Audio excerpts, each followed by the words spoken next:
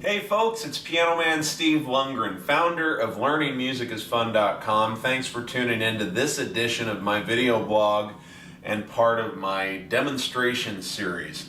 The demonstration series, if you're not familiar with it, is where I show you how things that we're teaching in the members portal can be strung together and be turned into songs, because we're teaching raw techniques, patterns, etc.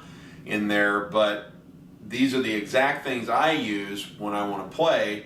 I just have to put the right chord progression into the right rhythm pattern and then throw in some licks, fills, or solos or whatever, using the techniques that I teach in the members area, and voila, some of the best music ever written comes to life right out of the piano. So today I'm going to honor another request. This is, I've got several people, well, several females have emailed me and said, we love your demo series, we would really appreciate it if you would do some songs that were sung by females so that we have a frame of reference for those as well. So I'm going to do another one. Now this one's a little bit of a cheat because I did ABBA on the last one. I did Dancing Queen, which I feel like that enables me to do sort of like a half-assed version of it now, because you don't get much more female than ABBA. But anyway, this song was written by Carole King, one of my very, very favorite songwriters, and she certainly did a version of this. I think it is probably better known as a James Taylor song, but it is a Carole King song as well, so I'm going to get credit, I'm going to give myself credit for both male and female vocalists on this one. This is called You've Got a Friend. So what we're going to be, I'm going to do it in the key of B flat. I think James Taylor might have done it in A or B flat, I'm not sure. But I like doing it in B flat, so that's what I'm going to do it in. So I need a B flat major chord with an added 9, like this. And then I need an E flat major chord with an added 9. Okay. I need a C minor 7, D minor 7. And then I'm going to need an F suspended 7. Okay. And then also just an F chord. Let's see here. Are there any other chords I'm going to need to use? Probably a G minor. And I think at one point in time I actually have to play an A flat 9. Okay? So those are the chords I'm going to use. For the rhythm pattern, I'm going to kind of use a little bit of two different patterns. I'm going to use just rock pop rhythm pattern number 1, which is like this. But from time to time, I'm also going to transfer into ballad rhythm pattern number 1, which is like this. So I'm going to kind of do a hybrid of those two. I'll be in and out of them kind of sporadically. I just know the way that I'm playing. But either one of them you could play from beginning to end and it would work. But I tend to, and this is more of an advanced technique, but I tend to not limit myself to one rhythm pattern through a song. I kind of go in and out of different ones that will accomplish a similar feel, and it changes it up a little bit, gives a little bit more dimension to the song. And as for licks and fills, I will most likely be using from time to time ballad lick number 1, which is like this.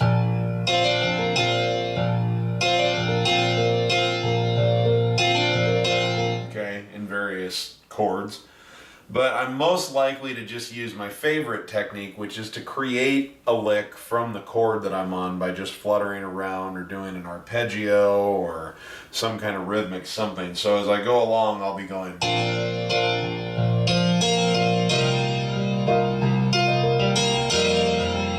Those are just arpeggios. I might do something rhythmic like this.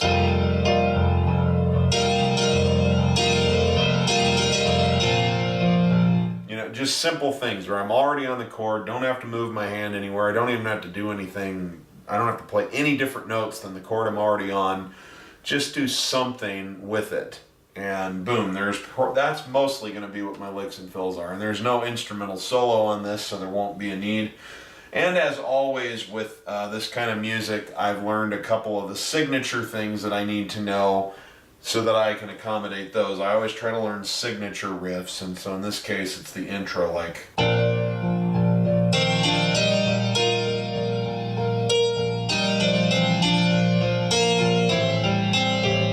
Okay, and I'll be using that in between the verses and toward the end. So, here we go. This is You've Got a Friend by Carole King, also popular tune as sung by James Taylor. And we're going to use these techniques to bring it to life. 2, 3, 4.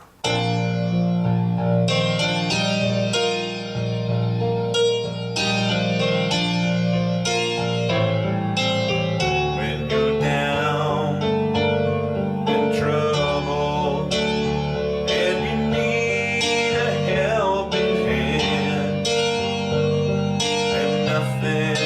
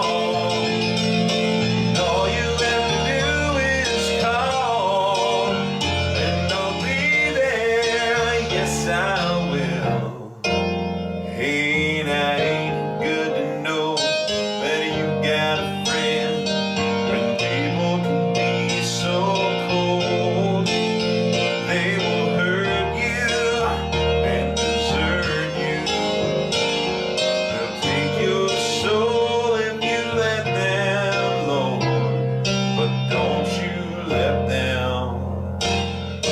You just call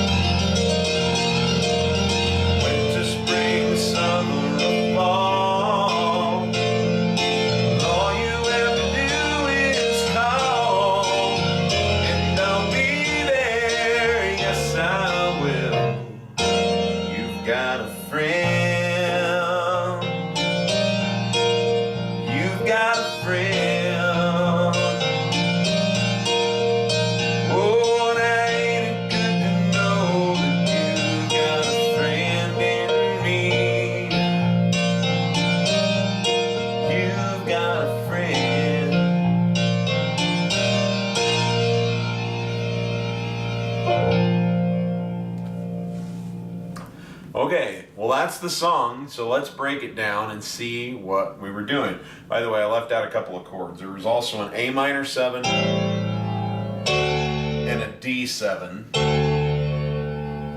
And then there's also a C suspended 7 in there. So there's quite a few chords, really. It's fairly, for a pop song, it's fairly complex. But we start out, we learned our signature line, and so we get our left hand going, boom, boom, boom, boom, boom, which is the basis for a bunch of my rhythm patterns, and we put that sig line in there, signature line.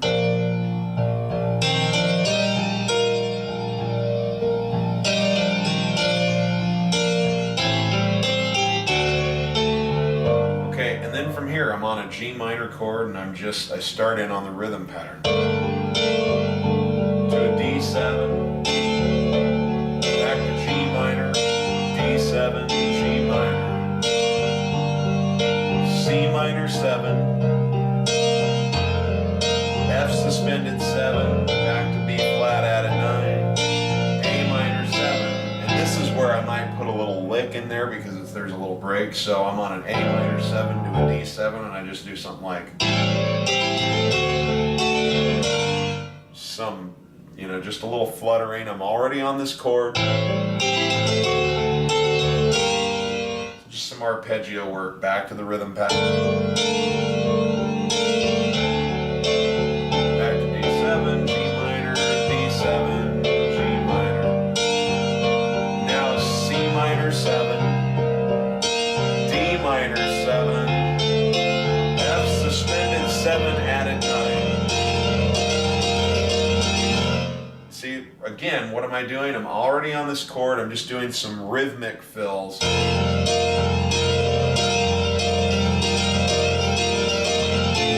Okay, now it goes to a B flat major 9 or a B flat major 7, whatever. I'm playing a major 9, but you could do it just here if you wanted. That's a major 7. But anyway, so out my name, then it goes to an E flat major 7 or major 9 if you want. Wherever I am. Now that goes to a C minor 7, F suspended 7. Back to the B flat major 9.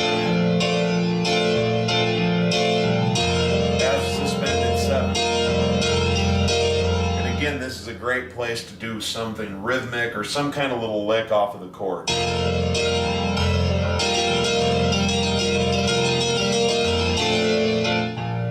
Just a little arpeggio work, a little rhythmic thing where dun, dun, dun, dun.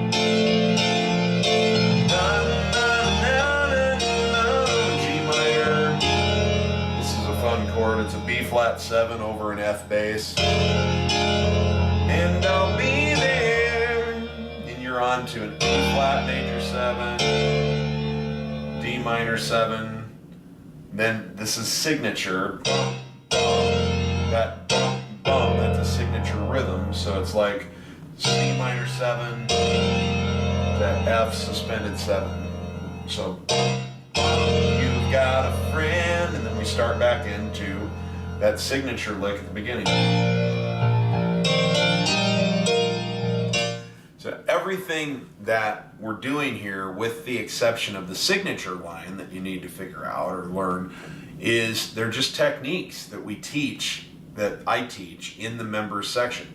So it's just rhythm patterns, it's building fills off of the chords, it's knowing your different chords. All you have to do is know those chords, and then you have to apply these rhythm patterns to the right chord in the right sequence, and then just occasionally flutter your right hand around a little bit to create a lick or a fill when there's a time for it, and you don't even have to do that. It just makes it a little more interesting, and boom, you have a song.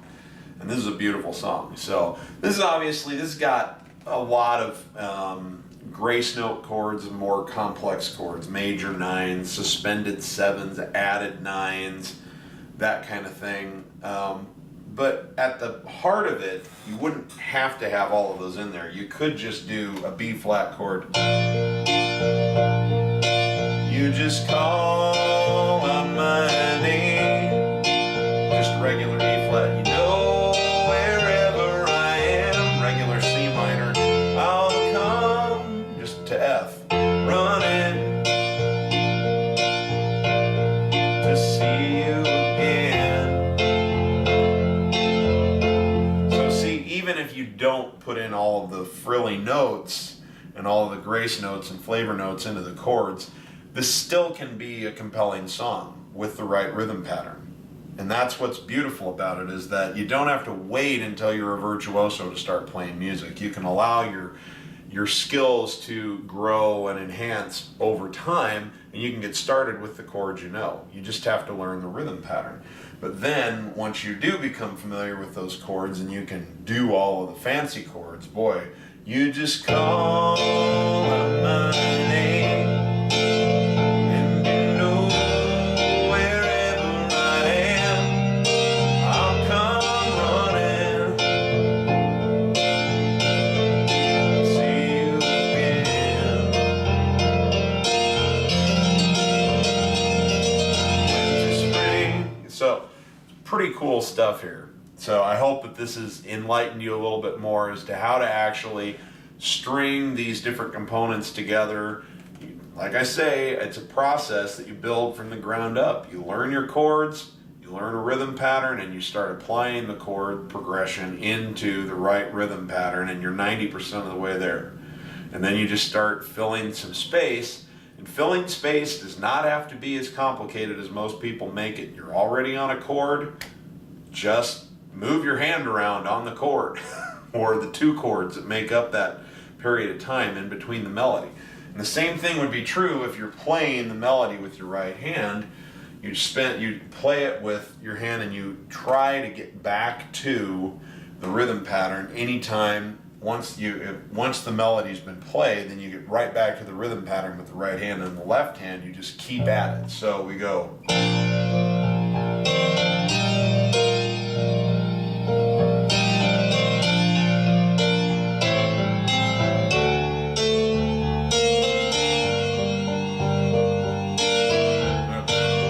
Sorry about that.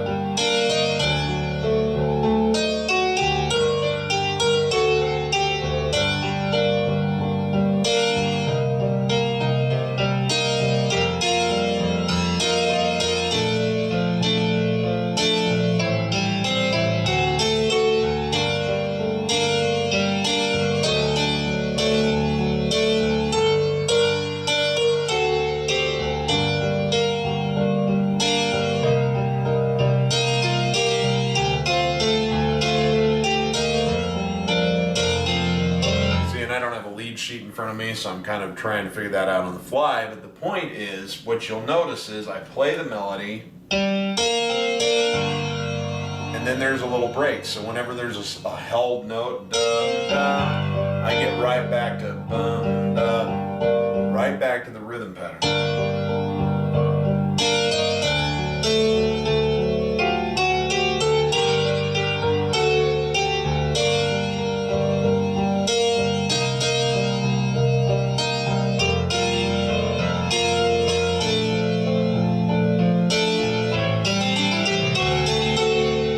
Space in the same places.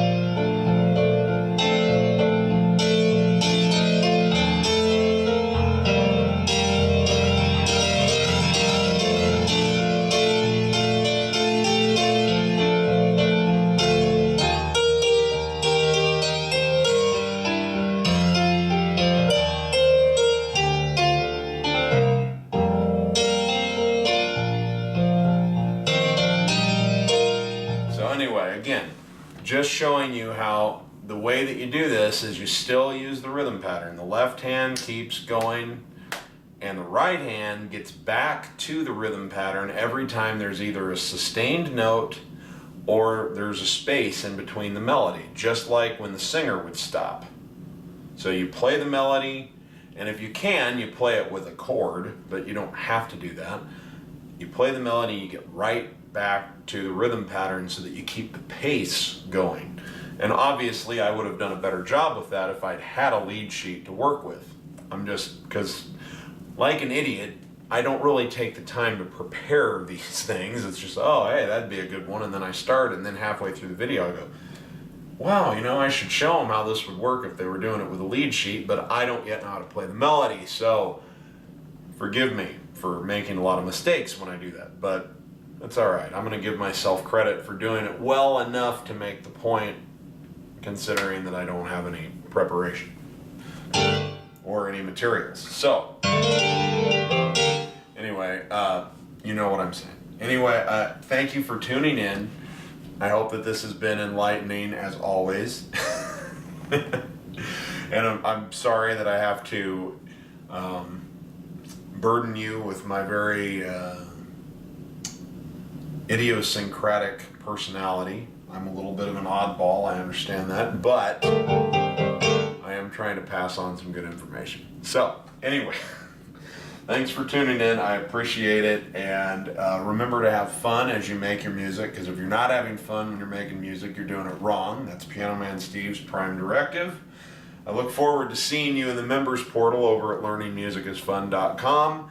Those lessons I do prepare for. So these little blog things, not so much. It's mostly like, oh, this would be a great idea, and then I come and do it. Maybe that'll change someday. But in the meantime, I hope that it is at least passing on the message that I'm trying to convey. I will be back with more of this stuff in the future, and until then, I'm signing out. Happy playing.